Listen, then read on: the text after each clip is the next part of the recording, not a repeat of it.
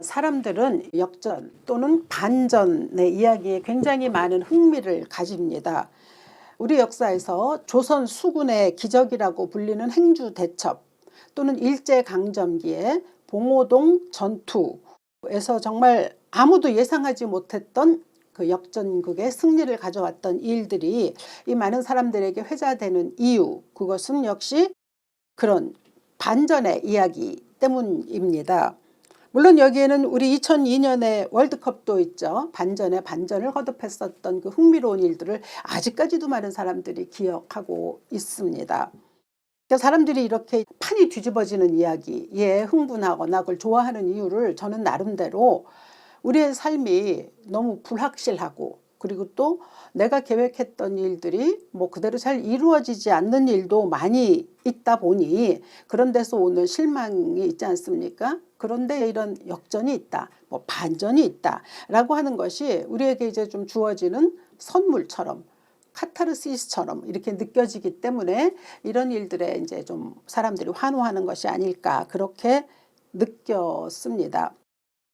우리 인생이라는 건 그렇게 매번 뭐 순탄하고 또 내가 생각하는 대로 이루어지지도 않고 그러지 않습니까? 그러니까 매번 좋기만 한 것도 아니고 뭐 또 반면에 매번 나쁘기만 한 것도 아니지만, 그러나 거의 인생 전체를 아주 평탄하고 또 부하고 순조롭고 그리고 심지어는 지혜롭게 산 사람이 있었으니 그가 바로 솔로몬입니다. 그는 실패를 겪어본 일이 없습니다. 자신이 하고 싶은 일들을 그의 생애 전체에 걸쳐서 다 이루었던 사람입니다. 오직하면 그는 전도서 2장에서 이렇게 말했습니다. 무엇이든지 내 눈이 원하는 것을 내가 금하지 아니하고 무엇이든지 내 마음이 즐거워하는 것을 막지 아니하였다. 굉장히 위험한 말이죠. 그리고 또 한편으로는 교만하게까지 들리지 않습니까? 그렇지만 또 한편으로는 좀 부럽기도 합니다. 우리가 뭐 하고 싶은 대로 다 못하는 세상이잖아요. 근데 그렇게 했다는 거죠. 그가 쓴 전도서가 우리 오늘 본문인데요. 전도서는 솔로몬이 자신의 인생 경험, 그리고 그는 특별히 하나님으로부터 지혜라고 하는 선물을 받은 사람이지 않습니까? 그러니까 그것을 바탕으로 해서 인간이 누릴 수 있는 최고의 경지를 누린 후에 쓴 글이 전도서입니다. 그러니까 찬란했던 그 젊은 날을 다 지나서 인생의 마지막에 쓴 글입니다. 그런데 그는 이 전도서 말고도 성경에는 이제 31개의 잠언이 있지만 무려 3000개의 잠언을 남겼다고 하거든요. 잠언이라고 하는 것이 정말 우리들에게는 금과 옥조처럼 들리는 말씀 아닙니까? 그런데 그러한 말씀을 30개나 지었음에도 불구하고 그는 자기 스스로 그 말씀을 말년에는 잘 지키지 못했습니다. 그렇기 때문에 자기가 적어놓고도 자기가 쓴 글대로 살아가지 못했던 그 배경 속에서 쓴 글, 그것이 바로 전도서입니다. 그러니까 그 안에는 수많은 회한도 있고요. 그리고 또 인생에 대한 특별한 통찰도 있는 것이겠죠. 그래서 그가 고백하기를 그 후에 내가 생각해 본즉 내 손으로 한 모든 일과 내가 수고한 모든 것이 다 헛되어 바람을 잡는 것이며 해 아래에서 무익한 것이로다 라고 하는 좀 씁쓸한 고백을 남겼습니다. 모든 것을 다 누려본 사람이 이런 말을 하니까 그럼 참 인생은 덧없는 것이겠구나 이런 생각하기 쉽죠. 그래서 전도서가 회의적이고 부정적인 언어로 쓰여 있다라고 해서 이제 어떤 사람들은 전도서를 설교 본문으로 택하지 않는 사람들도 있습니다만, 그러나 솔로몬의 마지막 결론을 우리가 알아야죠. 전도서 12장 13절로부터 14절까지 해서 솔로몬은 이렇게 전합니다. 일의 결국을 다 들었으니 하나님을 경외하고 그의 명령들을 지킬지어다. 이것이 모든 사람의 본분이니라. 하나님은 모든 행위와 모든 은밀한 일을 선악간에 심판하시리라. 참 많은 것을 누려봤는데 내가 다 해본 즉 결국 하나님 경외하는 것만이 남더라 라고 하는 결론을 지어줬죠. 오늘 본문 전도서 9장 11절로부터 18절까지 해서 그는 이제 두 부분으로 나누어서 사람들에게 자신이 겪었던 일을 바탕으로 권면을 하는데, 이제 첫 번째는 뭐냐면 삶은 누구에게나 공평하다는 것이죠. 더러는 이 사람이 앞서는 것 같아도 또 그런 것만은 아니고, 또 더러는 이 사람이 엄청난 축복을 받는 것 같지만 또 꼭 그런 것은 아니다. 뭐 이런 이야기를 합니다. 그러니까 삶은 누구에게나 공평하다라고 하는 거죠. 그리고 이제 두 번째는 뭐냐면, 하나님이 하시는 일을 내가 깨달았고 보니 이러이러한 것이다 라고 하는 것을 자신이 하나님으로부터 받은 지혜라고 하는 그 카테고리 속에서 이야기를 해줍니다. 그러니까 이 두 가지 이야기를 통해서 우리들이 오늘 또 우리들에게 주시는 하나님의 권면은 무엇일까 좀 찾아보고자 하는 거죠. 본문 9장 11절을 먼저 한번 읽어보겠습니다. 내가 다시 해 아래에서 보니 빠른 경주자들이라고 선착하는 것이 아니며 용사들이라고 전쟁에 승리하는 것이 아니며 지혜자들이라고 음식물을 얻는 것도 아니며 명철자들이라고 재물을 얻는 것도 아니며 지식인들이라고 은총을 입는 것도 아니니 이는 시기와 기회는 그들 모두에게 임함이니라. 정말 이 말에 고개를 끄덕이게 됩니다. 뭐 아주 비근한 예로 동창회 같은 데 가보면 학교 때 반장이었던 친구들이 있습니다. 학교 때 반장은 굉장히 좀 특출나 보이지 않습니까? 그런데 지금에 보면은 그렇게 뭐 특별하게 활기차거나 그러한 모습을 잘 보이지 않는 친구들이 있어요. 오히려 학교 때 별로 두각을 나타내지 못했던 친구들이 지금은 정말 모든 사람들이 부러워할 만한 그러한 위치에 먹고, 이것은 꼭 재물을 이야기하는 건 아니고요. 여러 면에서 인생의 성숙도 같은 것도 그렇고요. 굉장히 좋은 모습을 보여주는 친구들도 있습니다. 그런 걸 보면은 확실히 주의 말씀처럼 시기 그리고 기회, 그러니까 때와 기회는 누구에게나 다 주어진다는 오늘 본문의 말씀이 우리 모두에게 그대로 임하는 것을 볼 수 있는 거죠. 사실 지난날 저도 이렇게 지나보고 나면은 앞으로의 삶이 어땠을까라고 하는 것을 잘 모르면서 지냈던 날들이었다고 밖에는 말할 수가 없습니다. 그러니까 오늘 본문 12절에 있는 말씀이 우리의 삶에서는 참 많이 그대로 이루어진다는 걸 볼 수 있는데, 12절은 이렇죠. 분명히 사람은 자기의 시기도 알지 못하나니 물고기들이 재난의 그물에 걸리고 새들이 올무에 걸림같이 인생들도 재앙의 날이 그들에게 호련히 임하면 거기에 걸리느니라. 그렇죠. 솔로몬이 참 확실한 진단을 우리에게 내려준 것 같습니다. 사람이 자기의 일을 알지 못한다고 얘기했거든요. 그러니까 우리가 보면은 내 삶에 굉장히 많은 수많은 성공을 이끌었나 싶다가도 갑자기 그게 아닌 것으로 발견될 때도 많고요.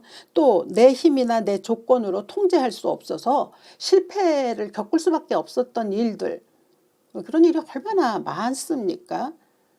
그런가 하면은 알았더라면 피했을 법한 위기, 불행, 이런 것도 너무 우리 삶에는 비일비재하죠.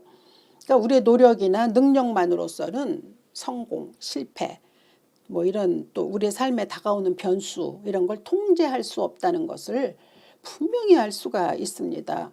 그리고 그건 오늘 말씀에 의하면 누구라도 예외는 없다라고 하는 거죠. 우리 눈에는 어떤 사람은 참 그런 거를 잘 피해가면서 잘 사는 사람인 것 같기도 하잖아요. 그런데 하나님 말씀하시기는 그렇지 못하다, 그렇지 않다, 하나님이 그렇게 하지 않으셨다라고 말씀하시는 거죠. 그러니까 우리의 삶을 우리가 예측할 수 없도록 만드시니 그분은 하나님이십니다. 전도서 3장 11절을 보면요. 하나님이 하시는 일의 시종을 사람으로 측량할 수 없게 하셨도다 라고 전해주거든요. 그러니까 사람이 어떤 일이 있을지 하나님이 모르게 하셨다는 거죠. 하나님은 우리에게 미래를 기대할 수 있는 그러한 긍정적인 마음도 주셨고 또 영원을 사모하는 마음도 주셨지만, 그러나 한계는 아주 분명하게 정해두셨습니다. 우리가 할 수 있는 일의 한계, 그게 있는 거죠. 그래서 그걸 아는 게 겸손이죠. 그리고 그걸 알게 되면 그때부터 하나님을 신뢰할 수 있는 근거가 뚜렷해지는 것이겠죠. 그래서 우리의 삶에서 해야 할 수 있는 것은 나에게 주어진 시간을 그저 열심히 살아내야 하는 것이겠다라고 이제 그렇게 결론을 내기는 하죠.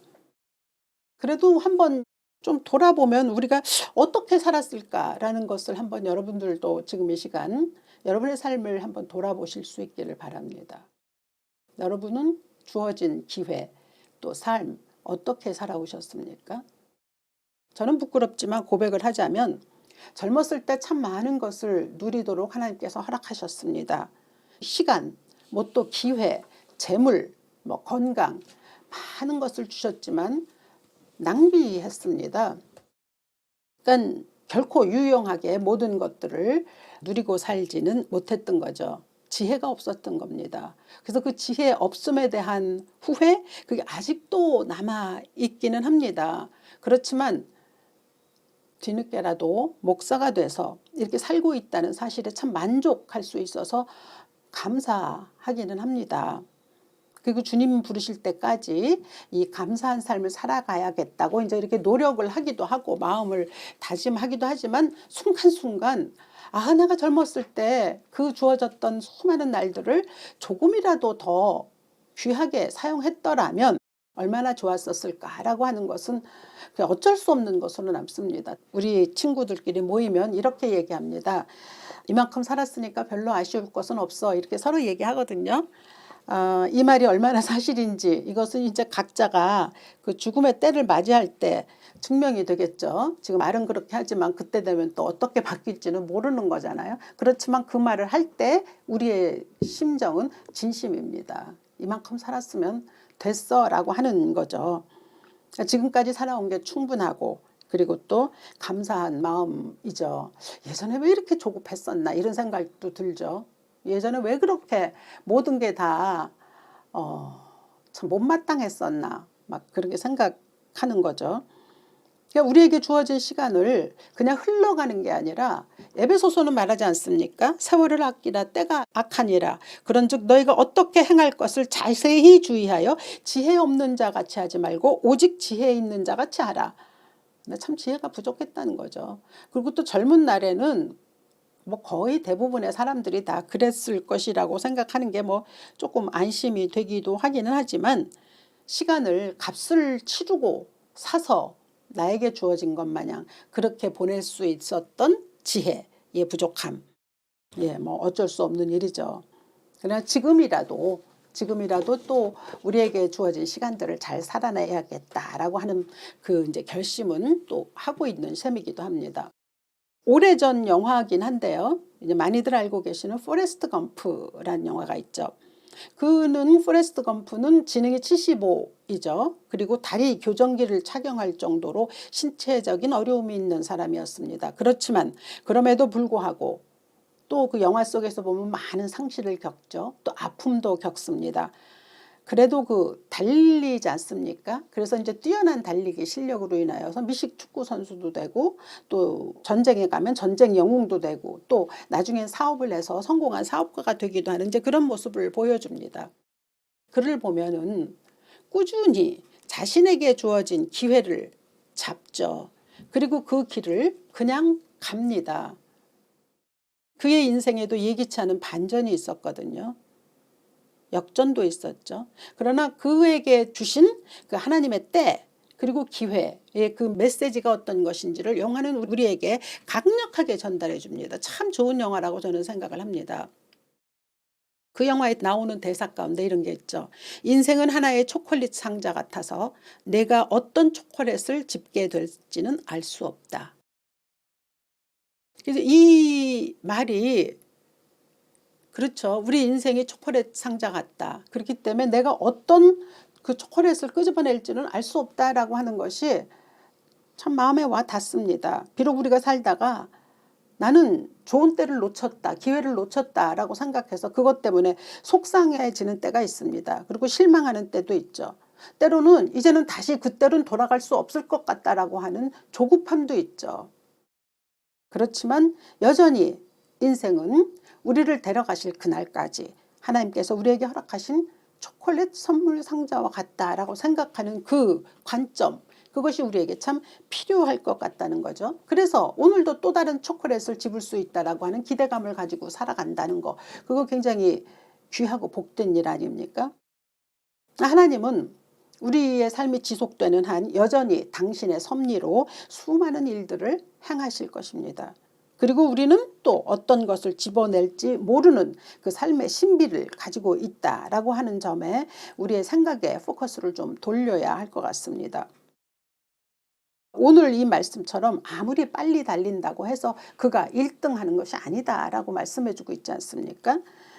그런데도 참 세상 사람들과 같이 똑같이 그렇게 빠르게 움직여야 뭔가를 먼저 가서 얻을 수 있다라고 생각하는 그런 게 있는데, 저는 오늘 우리가 저를 비롯해서 모두가 좀 더 느린 보폭으로 살 수 있다면 그 방법을 취하는 것이 솔로몬이 우리에게 주는 교훈이기도 하고 또 하나님의 방식이기도 하다라고 하는 것을 여러분과 나누고 싶은 거죠. 세상에는 온갖 종류의 힘이 우리로 하여금 그것을 소유해만 살기 편하다고 그렇게 얘기하죠. 그래서 주어진 때를 잘못 사용하게 하는 우를 범하게도 하지만, 그러나 아니, 오늘 이 말씀을 읽어본 즉슨 꼭 그렇게 되는 것은 아니다. 모든 일에는 하나님의 섭리가 있다라고 하는 그것을 우리에게 깨닫게 하는 거죠. 오늘 이 11절에 빠른 경주자라고 해서 선착하는 것은 아니다라고 하는 이 말은 우리 이제 종래 우리가 가지고 있었던 토끼와 거북이 우화를 생각나게 합니다. 이 이야기는 전통적으로 자신의 재능 그리고 속도만 믿고 그리고 게으름 피웠던 그런 토끼, 그거보다는 그저 꾸준하게 자기 길을 가는 노력하는 사람이 더 좋은 결과를 가져온다라고 하는 게 교훈의 중점이었죠. 그리고 지금 이것이 여전히 맞기도 합니다. 그렇긴 하지만 그렇게 인내와 꾸준함이 미덕이다라고 하는 그 과거의 해석과는 달리 요즘은 조금 다른 해석을 한다고 하죠. 일단 토끼와 거북이가 비유를 공평한 잣대로 볼 수 없다는 해석이 있답니다. 왜냐하면 거북이는 땅에서 경주하는 것보다 물에서 경주하는 게 훨씬 더 공평하다고 하죠. 그러니까 토끼는 그렇지만 땅이 편하지 않습니까? 그러니까 그들에게 주어진 것이 벌써 불공평하다라고 얘기하는 거죠.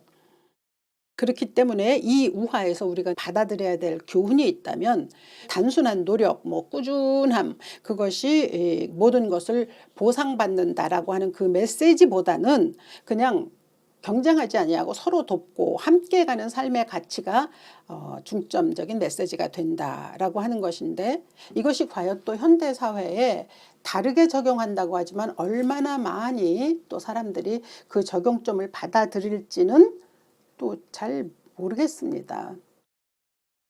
그런데 저는 이 세상 사람들이 어떻게 받아들이는지 간에 그리스도인들이 받아들여야 하는 적용점은 있다라고 하는 거죠. 그것이 이 우화 속에도 들어 있습니다. 함께 잘 사는 것, 그거죠. 내가 가는 길을 우직하게 갈 수 있는 그 용기와 결단이 우리에게 필요할 뿐만 아니라 다른 사람과 더불어 함께 가는 것, 그것이 예수께서도 말씀하신 우리 그리스도인들의 덕목이라고 할 수 있는 거죠.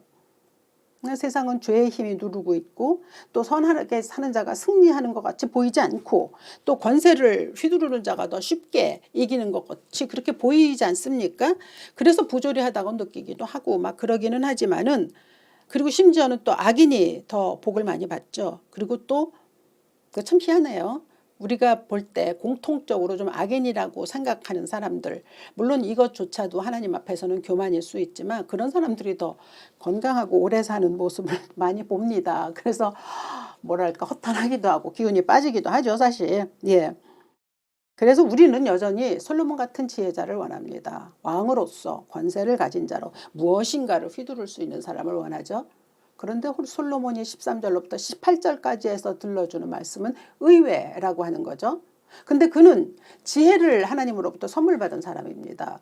그렇기 때문에 그가 이 지혜에 대해서 내린 통찰, 그리고 그가 이 지혜가 어떤 것이냐를 우리에게 알려주고자 하는 그 레슨의 가장 중요한 핵심, 이런 것들에는 또 우리가 좀 제대로 들여다봐야 하는 거죠. 그래서 사람들은 솔로몬처럼 그런 사람을 원할지 모르죠. 그런데 솔로몬이 말하기는 세상은 조용한 지혜자를 더 필요로 하고 또 세상은 그런 자들에 의해서 움직인다라고 하는 것을 전해주고 있습니다. 무엇이든 자기가 원하는 대로 다 해본 사람 아닙니까, 솔로몬은? 그런데 그가 결국 깨달은 것은 뭐냐면 하나님이 하시는 일은 그렇지 않아 라고 하는 바로 그 점인 거죠. 사실 솔로몬은 꼭대기까지 올라갔는데 그도 결국은 밑으로 떨어져 내렸습니다. 그에게도 사실은 마지막에 반전이 있는 거죠. 왜냐하면 그렇게 많은 것을 누렸던 사람 아닙니까? 그러나 그로 인해서 나라가 분열이 되었죠. 그가 마지막에 가져왔었던 수많은 우상 숭배의 결과 나라가 나뉘게 되었습니다. 그러니 그런 것들을 볼 때 솔로몬도 자기가 가지고 있었던 지혜, 또 하나님이 행하시는 지혜에 대한 것을 왜 생각해 보지 않았겠습니까? 그는 이제 이 13절로부터 18절은 저 나름대로 이건 솔로몬의 간증이다라고 그렇게 생각을 합니다. 그가 이야기하는 건 아주 간단합니다. 내용은 이렇습니다. 조그만 도시가 있었다. 하루는 강대국이 도시를 쳐들어와서 선전포고를 하고 금방 전쟁을 일으키려고 포위해서 들어왔다. 작은 도시는 다급했고 사람들은 여기서 벗어나기 위해서 여러 가지 방법을 구했지만 그러나 아무도 특별한 방법을 만들어내지는 못했다. 근데 그때 한 작은 가난한 지혜자의 지혜가 그 성읍을 구해낼 수 있었다. 그것이 어떻게 이루어졌는지는 이야기하지 않습니다. 그러나 단지 작은 가난한 한 지혜자의 지혜로 성읍이 구출을 입었다. 구원을 입었다. 그런데 시간이 흘러감에 따라 아무도 그 지혜자를 기억하는 사람은 없었고 오히려 그 지혜자를 멸시했다라고 하는 이야기를 들려줍니다. 그러니까 이것을 보면 빨라야 이긴다. 힘이 있어야 승리한다. 똑똑해야 잘 산다. 많이 배워야만 권세와 명예를 얻는다. 라고 하는 그 세상 사람들의 보통 논리. 그걸 이제 우리는 부정하지 못하고 사실 살고 있지 않습니까? 그런데 그 많은 것을 다 겪어본 솔로몬이 나는 심지어 지혜까지 있었는데 정작 보니 그렇지 않다라고 하는 걸 얘기해 주는 겁니다. 그러니까 가난한 자의 조용한 지혜에 대해서 사람들은 받아들이지 않는데 그러나 그러한 일로 성읍이 구원을 입었다라고 하는 건 다시 말하면 하나님이 일하시는 방식은 이러이러한 것이다 라고 하는 거죠. 아무도 그걸 기억하지 못했다는 거잖아요. 그리고 멸시했다는 거잖아요. 그러니까 여기서 무엇을 우리가 떠올릴 수 있냐면 예수 그리스도의 십자가입니다. 하나님이 세상을 구원하는 방식은 하나님의 지혜로 예수 그리스도를 십자가에 못 박는 거였습니다. 그러나 사람들이 볼 때는 그보다 더 어리석은 일은 없죠. 그보다 더 무지한 일도 없었습니다. 아무도 받아들이지 않았죠. 멸시했습니다. 그러나 그 하나님의 조용한 지혜, 그것이 하나님의 일하시는 방법이었고 그것이 모든 인류를 구출해 내셨습니다. 그러니까 이 솔로몬이 이 이야기를 하는 것은 나는 지혜가 있는 자로서 수많은 일들을 이루어 놨는데 내가 마지막이 되어서 깨달을 수 있었던 하나님이 나에게 주시는 지혜에 대한 원뜻은 조용한 지혜, 하나님이 일하시는 지혜에 대한 통찰이었다라고 하는 것을 고백하는 겁니다. 그러니까 그 노인의 지혜가 성을 구원하듯 이제 오늘날 우리는 예수 그리스도의 십자가가 우리를 구원했다라고 받아들일 수 있는 것처럼 세상에 있는 모든 일들은 하나님이 행하신다는 거죠.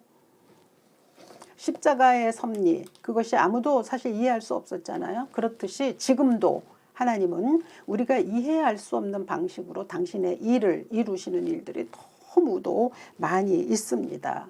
예측할 수 없는 곳에서 당신이 원하시는 방법으로 새로운 일을 이루시고 계시다는 거죠. 그렇기 때문에 저는 오늘 여러분들에게 우리가 살다가 내가 생각하는 기회 놓쳤어도 괜찮다라고 말하는 겁니다.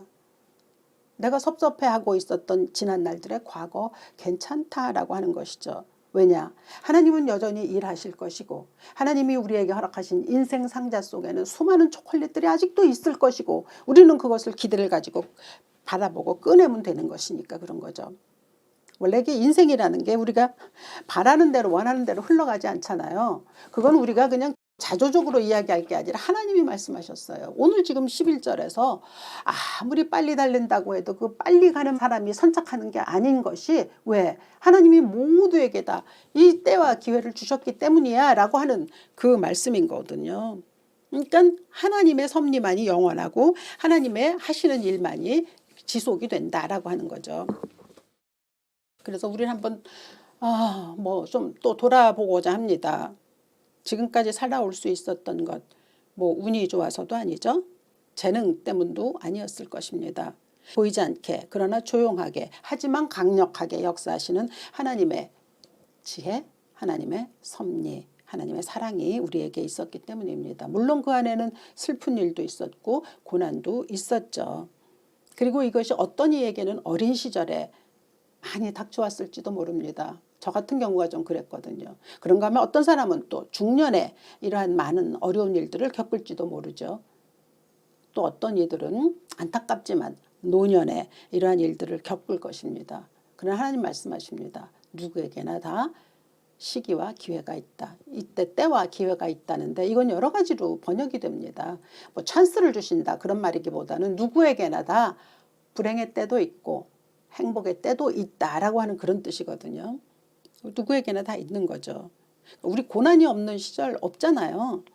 그런데 이제 지금 가만히 생각해 봐도 고난은 우리에게 분명히 유익을 주었을 것이 틀림없습니다. 고난이 하나님이 우리를 향한 확성기라 그러잖아요.